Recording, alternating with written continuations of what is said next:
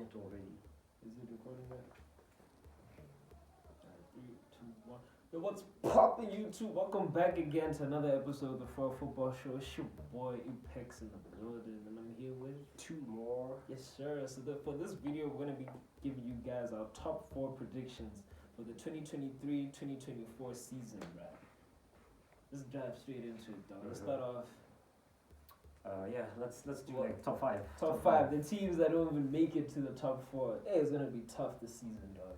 It is. Because we have a lot of teams fighting for the top 4 positions, man. So you have like the niggas on the outskirts. You have your Newcastles, your Chelseas, Yeah. your Brightons even. You can throw True. them in the chat. So who Sure. do you have at 5? 5 for me as a first guess. I'm not sure whether to go for Newcastle or Chelsea, but I'll just go for Chelsea for the simple fact that they don't have European competition. So they'll probably be able to compete better in the league because they are not playing as many other games as compared to the other teams that manage to qualify for Europe. So they'll be more focused on the Prem. So yeah, although it's tough to tell given their last season's results, shocking results. Like we didn't even anticipate that. Not even the top 10, mind you. So, but yeah, now that things are a bit different now, It's a bit stable. things are It's like Stamford Bridge. exactly. They've got a coach now. They've managed to release some players. They've been signing a lot of players. Gang, bro. We'll see how that turns out. But with that being said, they've got less games to play compared to these other teams. So But wouldn't that benefit them? Because I always think about. Remember last season, Arsenal wasn't in the Champions League. for sure, It yeah. wasn't in Europa. Or Mm. were they? They weren't. They were in Europa, but They got knocked they out. got eliminated by. So I feel like that really does help a team move up in terms of not playing as many games. You don't have to rotate the squad For as sure. much. Yeah. So that's actually why I have them at 5th also.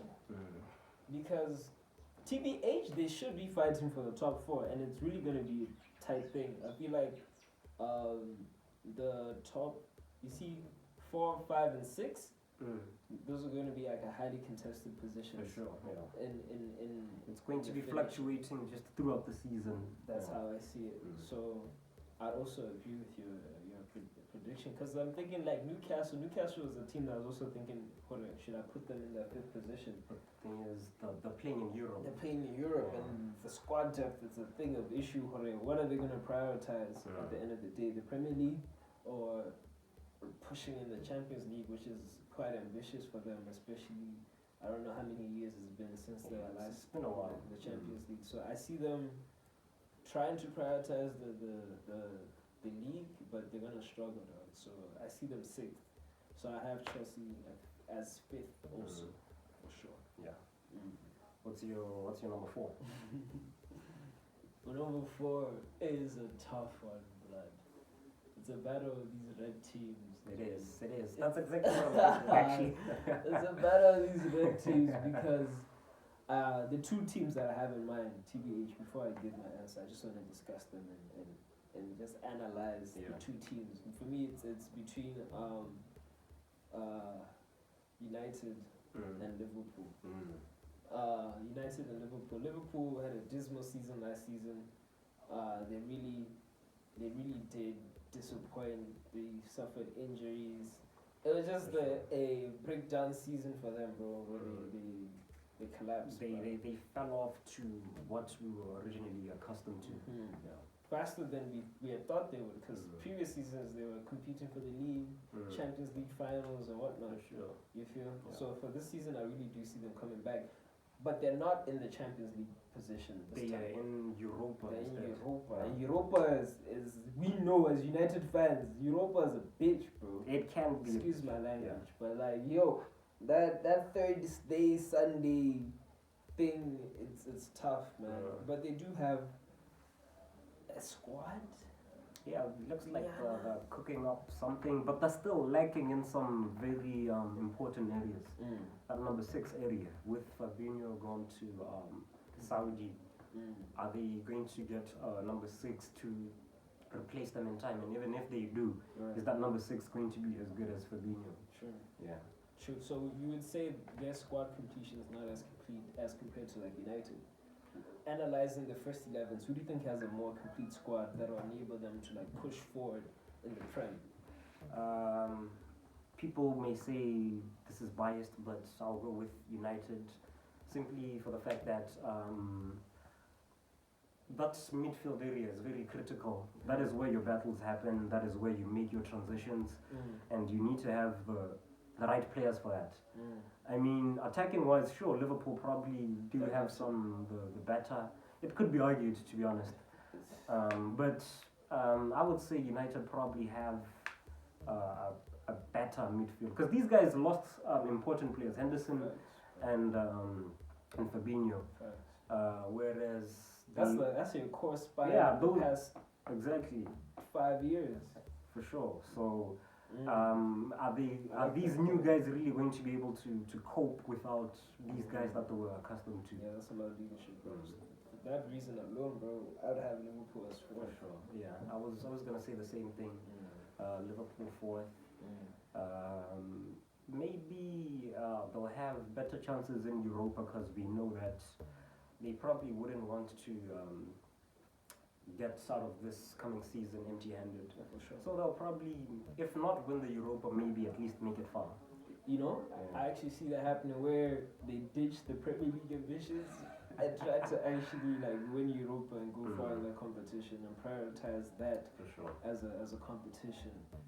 Yeah. Just like as a solid plan B, because like I said, the 4th, 5th, and 6th is gonna be a tight battle throughout this course till the last 2 weekends of the season. I'm For sure. predicting. So, yeah. Then obviously number 3 I'm gonna go with United, and yeah, this is just the same position that they were last season, and I'm saying number 3 because I don't think we've really made those much changes to the squad. We've just made a few tweaks to the squad because really when you look at our signings, Onana, it's a goalkeeper. He just replaced the goalkeeper that we had previously, De Gea. And maybe in some way that is better because Onana is a ball player, but we're still not sure. It's only been pre-season and Bro, I saw some Mhm. other statistic that like rated David De Gea like worst Worst- shot stopper. I fam. saw that. But in my eyes, I see this guy Yes. doing the most craziest For sure. saves ever. So For that sure. statistic really shocked me because I thought he'd be higher up in the list. Yeah. So I thought that we'd be sacrificing our shot Shot stopping ability for ball play, and that was gonna hinder us. That's what I had Uh-huh. initially thought before seeing that statistic. But now being aware to that, I'm like, okay, Okay, yeah. we're not really gonna fall off that much in terms of shot taking. But having our signings, like you say, our signings don't really take us to that To next, that- that next exactly, level yeah. to not compete with Arsenal and City, bro. Yeah. Because those guys. Those guys are actually the levels a few levels, particularly Arsenal, a few levels above from us. What makes Arsenal a few levels ahead of United specifically? I want to know that. I would say probably just the fluidity in the way that they play the ball. Sometimes, especially last season, it wouldn't be exactly as fluid with United. Sometimes would pass the ball around too much in the defense. It would come from the goalkeeper and then go to the defense and then go to the midfield and then it comes back again and then we have to wait for the strikers to drop to come and collect the ball. But Arsenal, they've mastered that. They play football really well. They're able to play that style, like playing from the back. They can really do it well, and I just think they are accustomed to it. But yeah, number 3 for me is United. Number three for me is it's Arsenal, bro. Screw you niggas, bro. I have them finished in third. This thing of them rising at the top and trying to stay at the top, bro, it's tough. These guys are not built like that. I'm refusing.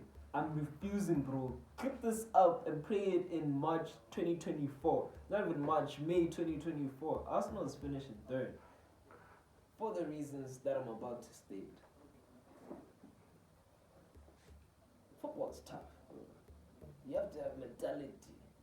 You have to have the cojones, bro. I don't know, bro. I don't see them repeating and maintaining that high level. Especially, I'm trying to compare it to how they performed in the past season.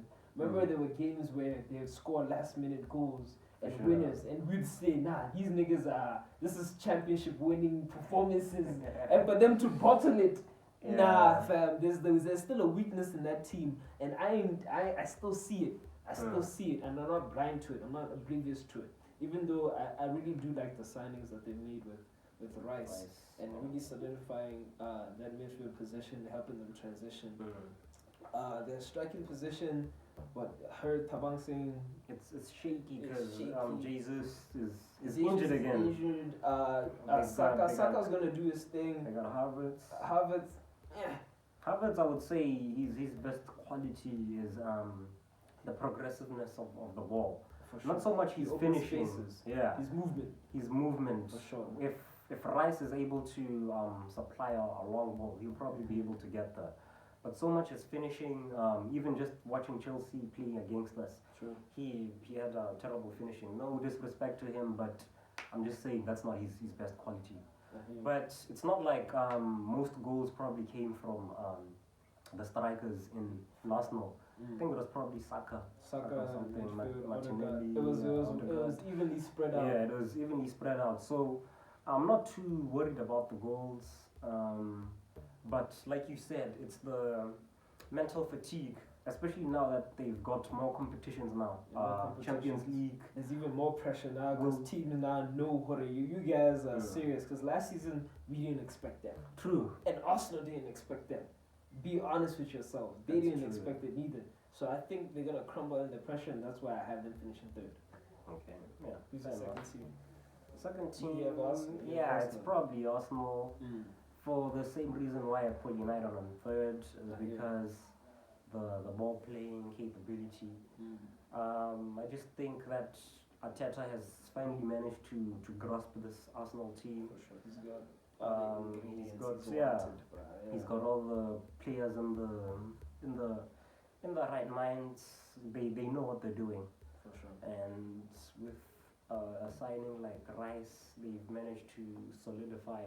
My only concern is probably that defense. I don't know if they've managed to get a backup for Saliba, because immediately when Saliba was injured, that's when things started to go south. So that's my only concern. But other than that, I think they've probably improved in. Did they get another fullback? Because I know they're always like shaky with Tierney or playing Ben White there. I know that Tavares was probably on loan last season. I don't know if he'll be returning. So and also Zinchenko is there. So Zinchenko for sure, but that's not on my left. But either way, my second team is gonna finish second is United, bro. I feel like even though we haven't necessarily made the signings that would bring us closer to your Arsenals and your Cities in terms of depth in squad and also quality, I feel like the mentality that we have under Ten Hag is the one that's going to take us to challenge City, bro. I'm telling you, because with this midfield signing that we have with Mount, even though we just watched the friendly where Mount is just an open goal, literally, the style of football where we now press higher up upon the field, and we now are able to transition quicker into offense because we're winning the ball higher, therefore creating more chances within the 90 minutes span. Even though in this friendly that we just saw, we conceded first off of Onana's high line But overall, we were able to, throughout the course of the game, I feel like we were able to press them higher and get the ball back, therefore create more opportunities to score. And I feel like that's the logic that Ten Hag is trying to use within this new system. And incorporating what I fear or I'm worried about is I need more goal contributions. For sure. That's my concern. Because last season the goal came from Rashford. He was the only one supplying most goals. Yeah. And by the time that he was out of form, we couldn't score those goals again. It was really tough. So I don't know about Rasmus, whether he will be able to live up to the expectations, but for sure. He definitely looks like an exciting prospect. He has the profile for a player that Bruno, Sancho, Mount, but they all and Shaw, and even Casemiro with his long balls. Yeah, when he wins and then he immediately distributes him. I feel like they're gonna suit his playing style. And I've got a shocker for you guys. I'm saying this with my fingers and my toes crossed, bro, because I've heard some news. Of the boy wonder. Yeah, that's something I was gonna mention, but yeah, continue. If we get the boy wonder back, yeah, we're winning the Prem. Damn, that's a big statement. That's a big statement. But honestly, if we're able to get the boy back, I don't know what level of fitness he's on, so I don't necessarily expect him to get to full fitness as quickly. But at least in the second half of the season, with the talent and the capabilities I know that boy has, his goals will take us to the top. And that's where I leave the chat. I hear you on that one. So it's obvious we have the same person, the same team, same club, winning it for the seventh time in a row, some crazy-ish. And really, it's not about just lazy analysis. It's more on so that there's no other team that's really on that level that they're on. And look at this, the signing players that they don't need. That's the same thing we said about Grealish. We felt like he wasn't needed at that time. Splashed 100 mil. Grealish, when they had Sterling and Mahrez and Bernardo, but Grealish was still bought. And yeah, on his second season, he won a treble. And yeah, maybe that's the thing about it. Maybe Vardiol isn't necessarily a signing for the season. He's a signing for the future. So, and also when you consider that he had a good World Cup, imagine how that combination will be if it will be Ake, him and Ruben Diaz just on the back line. Imagine how much reinforcement that will be. Yeah, true. So yeah, number one is City. Number one is City, bro. They're continuing the momentum, like you said. They just won the treble, bro. Like the last team to do that was us, and that was fucking 24 years ago. So imagine, literally, they're cemented as one of the greatest football teams ever to play with one of the greatest football managers. So it's a thing of a dynasty. And what's like surprising me, or not even surprising me, what I'm giving credit to is the longevity we're now seeing of this dynasty. Same as for Sir Alex Ferguson with his dynasty, and he's able to win over a long period of span, and able to refresh his squad and keep them motivated to continue winning. And I don't see it stopping, bro. So that's why I have them as my number one. Plus they have Haaland, bro. That man broke a what? Did he break a record of most goals scored? He broke 36 goals because the last one was 32 goals in the season. That's crazy. And then he reached 36. I don't think he's going to reach 36 this season. I think the goal scoring is going to be a bit more spread out. But yeah, they're going to go crazy again. So, but United is going to fight. Is going to fight. I hope that they're seeing them win the treble is going to hurt them and really fight forward, man, because United is here, bro. I like your spirit. Of course. Gotta keep it there for my United fans. But also at the same time, your spirit can. No, I'm used to the pain at this point. Crush you. At this point, the pain is kind of addictive. I like it. I understand now. I understand now. Yeah. Let us know what you guys think will be your top 5 predictions for this upcoming season down in the comment section. Make sure you guys like and subscribe. Yo, we're on the road to 2K. 2K? 1.5. Now let's go 1.5. Let's go. Road to 1.5 first. And make sure you guys follow us on all social medias: TikTok, Facebook, I'm capping, IG, and Twitter. Yeah, give us your thoughts on the comment section too. Just comment, share with your friends. Until next time. Peace.